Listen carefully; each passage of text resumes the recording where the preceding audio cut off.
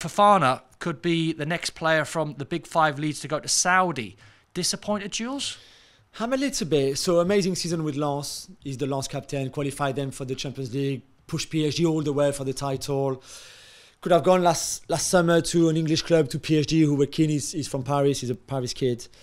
And now I'm just like, really? You're 28 years old? So it's a bit like a Ruben Neves. How old is he? 28? 28. And I'm just like, but you've just signed, he extended with Lens after last summer. Do you know what sort of money he'd be on there? Yeah, so I mean, there's no doubt that for him financially. I know, but like... No, I know, I get it. I mean, yeah, I think it's hard to turn down. I get your point. And I think even for Lens, even if he's their captain, yeah, it's hard to turn down a 40 million offer when they bought him from 10 from Udinese 2 years ago. Yeah. So you can just imagine the profit they're going to make on him. I don't know. I just think he has so much more to offer than going to the Saudi League. In all respect for them, you know. So I'm a little bit, oh, no, this is not cool.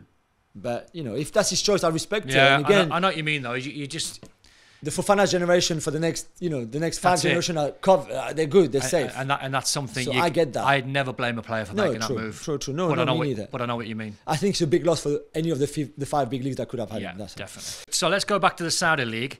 Al Hilal would love to sign Marco Verratti from PSG. Yeah, man. They're in Paris right now. They're talking to his agent. How old is he now, Jules? 30.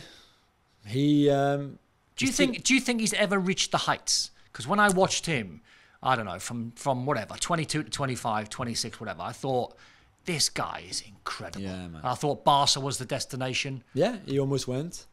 I mean, I don't know if you remember, and in the end, he ended up badly because United won in Paris 3-1, that famous game where Rashford scored a penalty. Yeah. But that first leg in the Champions League at Old Trafford, he destroyed them on his own. And I remember being on BBC 5 Live and saying, listen, this is a guy who smokes heavily, parties heavily. I like him. You know, I like him already.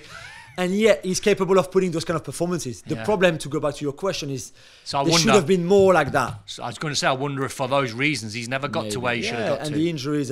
But I remember Pep saying how much he loved him after the PSG Man City game. I think everyone does, Jules. Amazing. On his day, incredible talent. And then he goes to Bayern Munich last season with PSG and loses the ball twice on the edge of his box. They conceded 2 goals. One on the edge of the box, one in near the halfway line.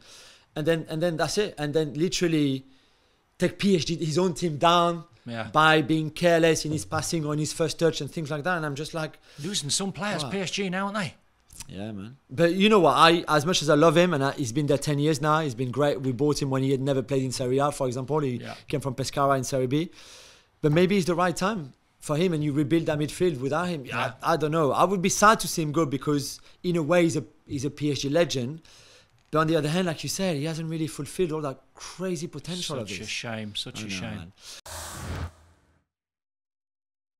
Well, thank you very much for watching ESPN on YouTube. For more sports highlights and analysis, be sure to download the ESPN app. And for live streaming, premium content, and let's not forget as well, ESPN FC 7 days a week. Subscribe to ESPN+.